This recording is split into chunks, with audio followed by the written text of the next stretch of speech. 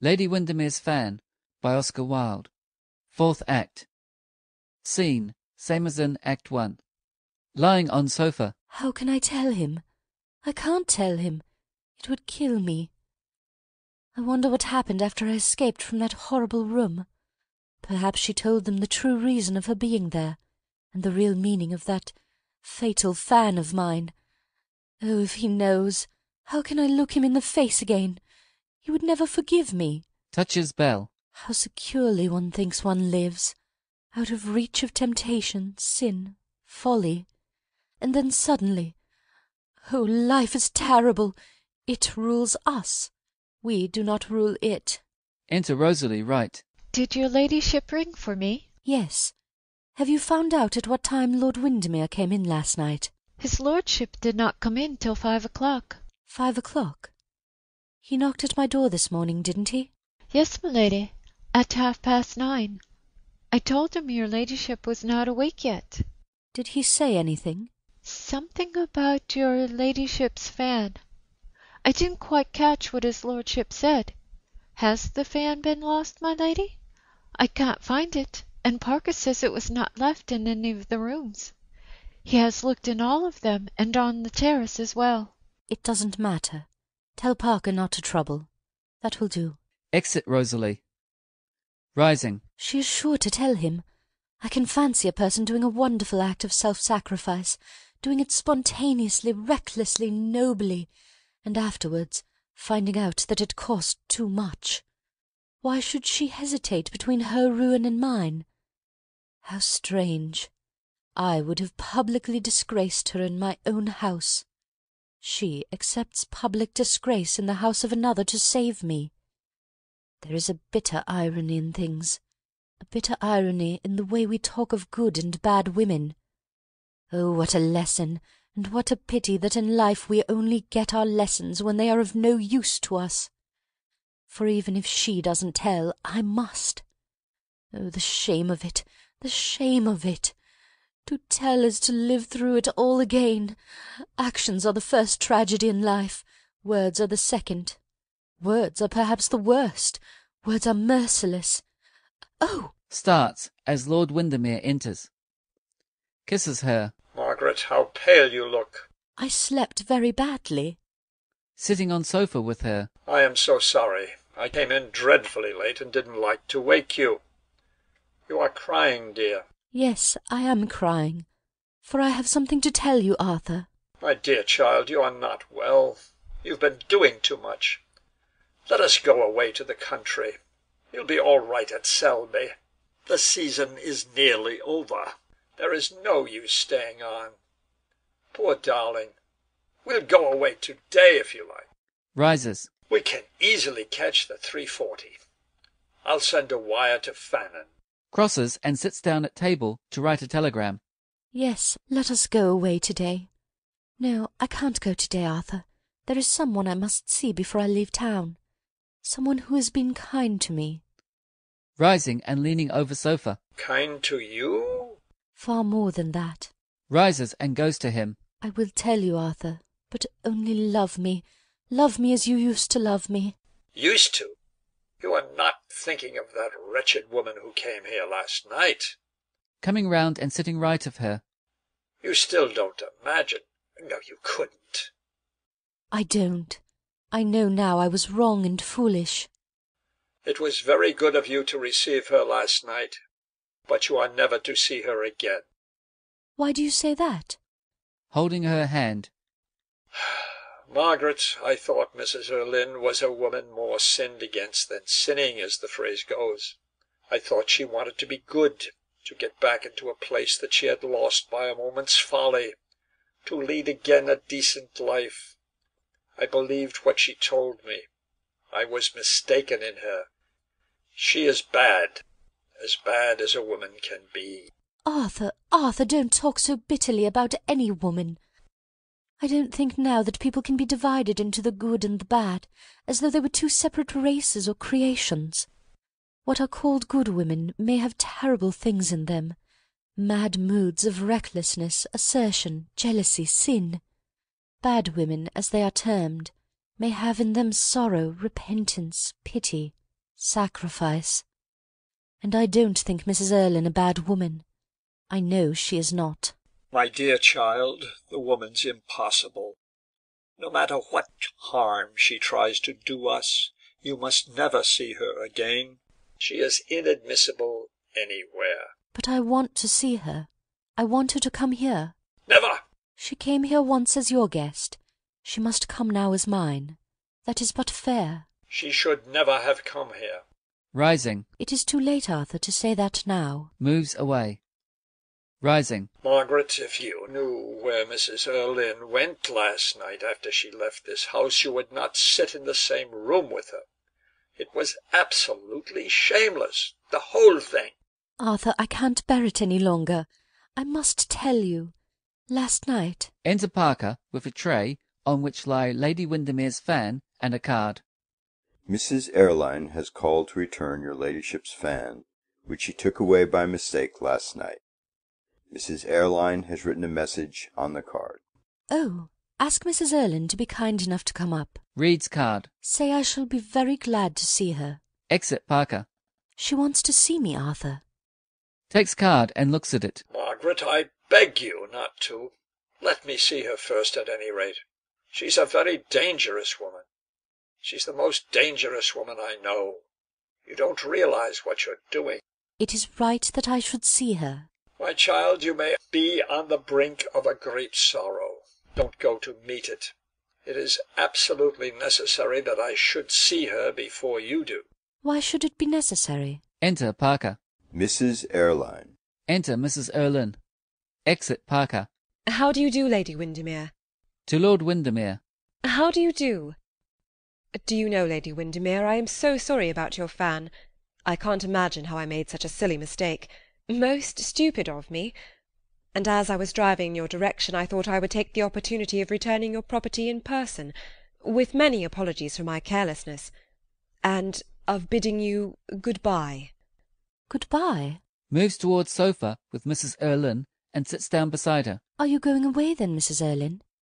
Yes, I am going to live abroad again. The English climate doesn't suit me.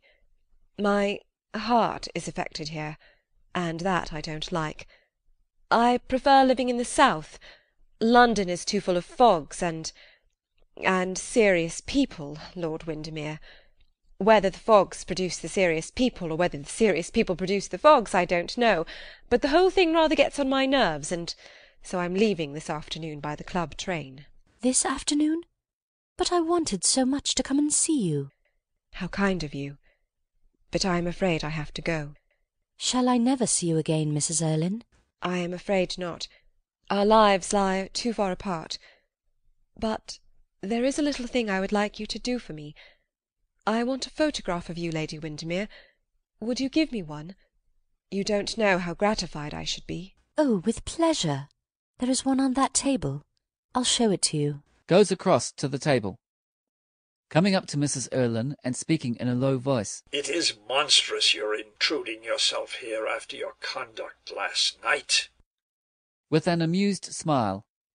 My dear Windermere, manners before morals. Returning. I'm afraid it is very flattering. I am not so pretty as that. Showing photograph. You are much prettier. But haven't you got one of yourself with your little boy? I have. Would you prefer one of those? Yes. I'll go and get it for you, if you'll excuse me for a moment. I have one upstairs. So sorry, Lady Windermere, to give you so much trouble. Moves to door, right. No trouble at all, Mrs. Erlin. Thanks so much. Exit Lady Windermere, right. You seem rather out of temper this morning, Windermere. Why should you be? Margaret and I get on charmingly together. I can't bear to see you with her. Besides, you have not told me the truth, Mrs. Erlin. I have not told her the truth, you mean. Standing centre. I sometimes wish you had. I should have been spared then the misery, the anxiety, the annoyance of the last 6 months. But rather than my wife should know that the mother whom she was taught to consider as dead, the mother whom she mourned as dead, is living, a divorced woman, going about under an assumed name, a bad woman preying upon life, as I know you now to be. Rather than that, I was ready to supply you with money, to pay bill after bill, extravagance after extravagance, to risk what occurred yesterday, the first quarrel I have ever had with my wife. You don't understand what that means to me. How could you? But I tell you that the only bitter words that ever came from those sweet lips of hers were on your account, and I hate to see you next to her. You sully the innocence that is in her. Moves left centre. And then I used to think that with all your faults you were frank and honest. You are not. Why do you say that? You made me get you an invitation to my wife's ball. For my daughter's ball, yes. You came, and within an hour of your leaving the house you are found in a man's rooms. You are disgraced before everyone. Goes upstage, centre. Yes. Turning round on her. Therefore, I have a right to look upon you as what you are, a worthless, vicious woman. I have the right to tell you never to enter this house, never to attempt to come near my wife. My daughter, you mean? You have no right to claim her as your daughter. You left her, abandoned her when she was but a child in the cradle. Abandoned her for your lover, who abandoned you in turn. Rising. Do you count that to his credit, Lord Windermere, or to mine? To his, now that I know you. Take care. You had better be careful. Oh, I am not going to mince words for you. I know you thoroughly. Looks steadily at him. I question that. I do know you. For 20 years of your life you lived without your child, without a thought of your child. One day you read in the papers that she has married a rich man. You saw your hideous chance. You knew that to spare her the ignominy of learning that a woman like you was her mother, I would endure anything. You began your blackmailing. Shrugging her shoulders. Don't use ugly words, Windermere. They are vulgar. I saw my chance, it is true, and took it. Yes, you took it, and spoiled it all last night by being found out. With a strange smile. You are quite right. I spoiled it all last night. As for your blunder in taking my wife's fan from here and then leaving it about in Darlington's rooms, it is unpardonable. I can't bear the sight of it now. I shall never let my wife use it again. The thing is soiled for me. You should have kept it and not brought it back. I think I shall keep it. Goes up. It's extremely pretty. Takes up fan. I shall ask Margaret to give it to me. I hope my wife will give it to you. Oh, I'm sure she will have no objection. I wish that at the same time she would give you a miniature she kisses every night before she prays. It's the miniature of a young, innocent-looking girl with beautiful dark hair. Ah, yes, I remember. How long ago that seems. Goes to sofa and sits down. It was done before I was married. Dark hair and an innocent expression were the fashion then, Windermere. What do you mean by coming here this morning? What is your object? Crossing left centre and sitting. To bid good-bye to my dear daughter, of course. Lord Windermere bites his underlip in anger. Mrs. Erlin looks at him, and her voice and manner become serious. In her accents as she talks there is a note of deep tragedy. For a moment she reveals herself. Oh, don't imagine I am going to have a pathetic scene with her, weep on her neck and tell her who I am and all that kind of thing. I have no ambition to play the part of a mother. Only once in my life have I known a mother's feelings. That was last night. They were terrible. They made me suffer. They made me suffer too much. For 20 years, as you say, I have lived childless. I want to live childless still. Hiding her feelings with a trivial laugh. Besides, my dear Windermere, how on earth could I pose as a mother with a grown-up daughter? Margaret is 21, and I have never admitted that I am more than 29, or 30 at the most. 29 when there are pink shades, 30 when there are not. So you see what difficulties it would involve. No, as far as I am concerned, let your wife cherish the memory of this dead, stainless mother. Why should I interfere with her illusions? I find it hard enough to keep my own. I lost one illusion last night. I thought I had no heart. I find I have. And a heart doesn't suit me, Windermere. Somehow it doesn't go with modern dress. It makes one look old. Takes up hand mirror from table and looks into it. And it spoils one's career at critical moments. You fill me with horror, with absolute horror. Rising. I suppose, Windermere, you would like me to retire into a convent, or become a hospital nurse, or something of that kind, as people do in silly modern novels. That is stupid of you, Arthur. In real life we don't do such things. Not as long as we have any good looks left, at any rate. No, what consoles one nowadays is not repentance, but pleasure. Repentance is quite out of date. And, besides, if a woman really repents, she has to go to a bad dressmaker, otherwise no one believes in her. And nothing in the world would induce me to do that. No, I am going to pass entirely out of your two lives. My coming into them has been a mistake. I discovered that last night. A fatal mistake. Smiling. Almost fatal. I am sorry now I did not tell my wife the whole thing at once. I regret my bad actions. You regret your good ones. That is the difference between us. I don't trust you. I will tell my wife. It's better for her to know, and from me.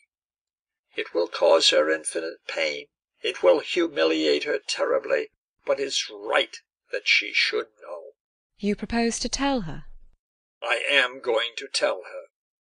Going up to him. If you do, I will make my name so infamous that it will mar every moment of her life. It will ruin her, and make her wretched. If you dare to tell her, there is no depth of degradation I will not sink to, no pit of shame I will not enter. You shall not tell her.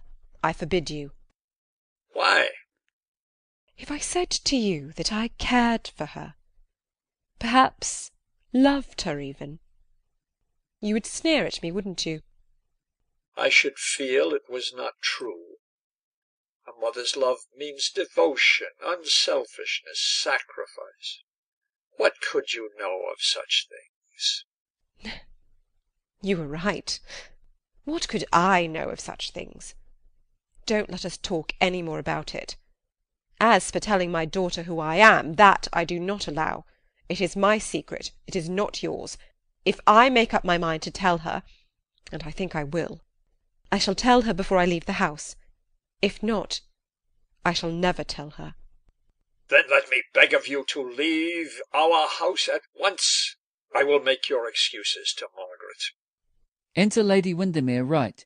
She goes over to Mrs. Erlin with the photograph in her hand. Lord Windermere moves to back of sofa and anxiously watches Mrs. Erlin as the scene progresses. I am so sorry, Mrs. Erlin, to have kept you waiting. I couldn't find the photograph anywhere. At last I discovered it in my husband's dressing-room. He had stolen it. Takes the photograph from her and looks at it. I am not surprised. It is charming. Goes over to sofa with Lady Windermere and sits down beside her. Looks again at the photograph. And so that is your little boy. What is he called? Gerard, after my dear father. Laying the photograph down. Really? Yes. If it had been a girl, I would have called it after my mother. My mother had the same name as myself, Margaret. My name is Margaret, too. Indeed? Yes. You are devoted to your mother's memory, Lady Windermere, your husband tells me. We all have ideals in life. At least we all should have. Mine is my mother. Ideals are dangerous things. Realities are better. They wound, but they're better. Shaking her head. If I lost my ideals, I should lose everything. Everything? Yes. Did your father often speak to you of your mother? No, it gave him too much pain. He told me how my mother had died a few months after I was born. His eyes filled with tears as he spoke. Then he begged me never to mention her name to him again. It made him suffer even to hear it. My father really died of a broken heart. His was the most ruined life I know. Rising. I am afraid I must go now, Lady Windermere. Rising. Oh, no, don't. I think I had better. My carriage must have come back by this time. I sent it to Lady Jedburgh's with a note. Arthur, would you mind seeing if Mrs. Erlin's carriage has come back? Pray don't trouble, Lord Windermere. Yes, Arthur, do go, please. Lord Windermere hesitated for a moment and looks at Mrs. Erlin. She remains quite impassive. He leaves the room. To Mrs. Erlin. Oh, what am I to say to you? You saved me last night. Goes towards her. Hush, don't speak of it. I must speak of it. I can't let you think I am going to accept the sacrifice. I am not. It is too great. I am going to tell my husband everything. It is my duty. It is not your duty. At least you have duties to others besides him. You say you owe me something? I owe you everything. Then pay your debt by silence. That is the only way in which it can be paid. Don't spoil the one good thing I have done in my life by telling it to anyone. Promise me that what passed last night will remain a secret between us. You must not bring misery into your husband's life. Why spoil his love? You must not spoil it. Love is easily killed. Oh, how easily love is killed! Pledge me your word, Lady Windermere, that you will never tell him. I insist upon it. With bowed head. It is your will, not mine. Yes, it is my will. And never forget your child. I like to think of you as a mother. I like you to think of yourself as one. Looking up. I always will now. Only once in my life I have forgotten my own mother. That was last night. Oh, if I had remembered her, I should not have been so foolish, so wicked. With a slight shudder. Hush, last night is quite over. Enter Lord Windermere. Your carriage has not come back yet, Mrs. Erlin. It makes no matter. I'll take a hansom. There is nothing in the world so respectable as a good Shrewsbury and Talbot. And now, dear Lady Windermere, I am afraid it really is good-bye. Moves up centre. Oh, I remember. You'll think me absurd, but do you know I've taken a great fancy to this fan that I was silly enough to run away with last night from your ball. Now I wonder, would you give it to me? Lord Windermere says you may. I know it is his present. Oh, certainly, if it will give you any pleasure. But it has my name on it. It has Margaret on it. But we have the same Christian name. Oh, I forgot. Of course, do have it. What a wonderful chance our names being the same. Quite wonderful. Thanks. It will always remind me of you. Shakes hands with her. Enter Parker. Lord Augustus Lorton. Mrs. Erline's carriage has come. Enter Lord Augustus. Good morning, dear boy. Good morning, Lady Windermere. Sees Mrs. Erlin. Mrs. Erlin. How do you do, Lord Augustus? Are you quite well this morning? Quite well, thank you, Mrs. Erlin. You don't look at all well, Lord Augustus. You stop up too late. It is so bad for you. You really should take more care of yourself. Good-bye, Lord Windermere. Goes towards door with a bow to Lord Augustus. Suddenly smiles and looks back at him. Lord Augustus, won't you see me to my carriage? You might carry the fan. Allow me. No, I want Lord Augustus. I have a special message for the dear Duchess. Won't you carry the fan, Lord Augustus? If you really desire it, Mrs. Erlin. Of course I do. You'll carry it so gracefully. You would carry off anything gracefully, dear Lord Augustus. When she reaches the door, she looks back for a moment at Lady Windermere. Their eyes meet. Then she turns and exits centre, followed by Lord Augustus. You will never speak against Mrs. Erlin again, Arthur, will you? She is better than one thought her. She is better than I am. Smiling as he strokes her hair. Child, you and she belong to different worlds. Into your world evil has never entered. Don't say that, Arthur. There is the same world for all of us, and good and evil, sin and innocence go through it hand in hand. To shut one's eyes to half of life, that one may live securely, is as though one blinded oneself that one might walk with more safety in a land of pit and precipice. Moves down with her. Darling, why do you say that?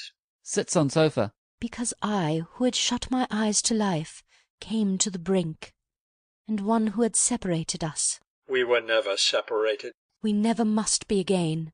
Oh, Arthur, don't love me less, and I will trust you more. I will trust you absolutely. Let us go to Selby. In the rose garden at Selby the roses are white and red.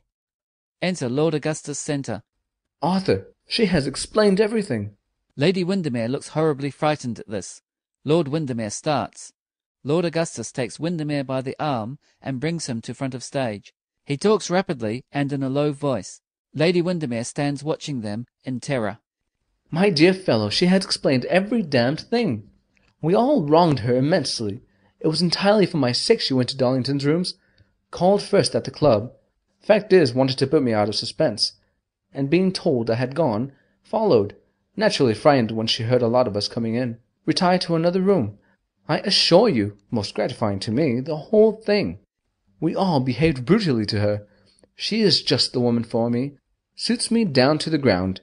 All the conditions she makes are that we live entirely out of England. A very good thing, too. Damned clubs, damned climate, damned cooks, damned everything. Sick of it all. Has Mrs. Erlin? Advancing towards her with a low bow. Yes, Lady Windermere. Mrs. Erlin has done me the honour of accepting my hand. Well, you are certainly marrying a very clever woman. Taking her husband's hand.